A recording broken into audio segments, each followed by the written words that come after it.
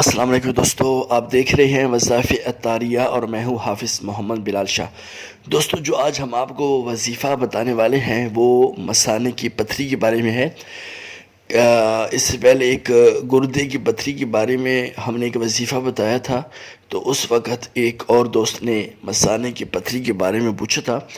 تو جس کو مثانے کی پتھری ہو تو اس کی وجہ سے پیشاب میں کافی تکلیف ہوتی ہے، اور اس کا آسان ایک دیسی حل بھی ہے، اور اس کا وظیفہ یہ ہے کہ آپ لا الہ الا اللہ یہ 46 مرتبہ لکھ کر کسی کاغذ پر اس کو پانی میں گھول کر پئیں۔ انشاءاللہ آہستہ آہستہ مثانے کی پتھری خود بخود نکل جائے گی۔ اس کے علاوہ خربوزہ کھائیں کہ خربوزہ کھانے کے بہت سے فائدے ہیں، وہ گردے کی پتھری میں بھی فائدہ مند ہے، مثانے کی پتھری کے لیے بھی، سر کی خشکی ہو اس کے لیے بھی، اور خربوزہ کھانے سے مثانے کی پتھری، پتے کی پتھری ہو اس کے لیے بھی فائدہ مند ہے۔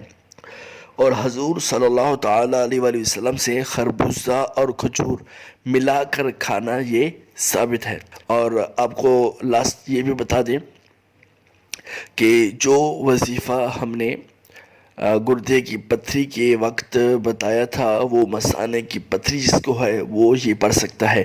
جس نے وہ ویڈیو نہیں دیکھی، جو لنک ہے وہ آپ کو ڈسکرپشن میں مل جائے گا، آپ وہ بھی ویڈیو دیکھیں۔ امید ہے یہ ویڈیو آپ کو پسند ہوگی۔ ویڈیو پسند ہے تو لائک کریں، شیئر کریں، اور کامنٹ میں ہمیں اپنی رائے ضرور دیجیے گا۔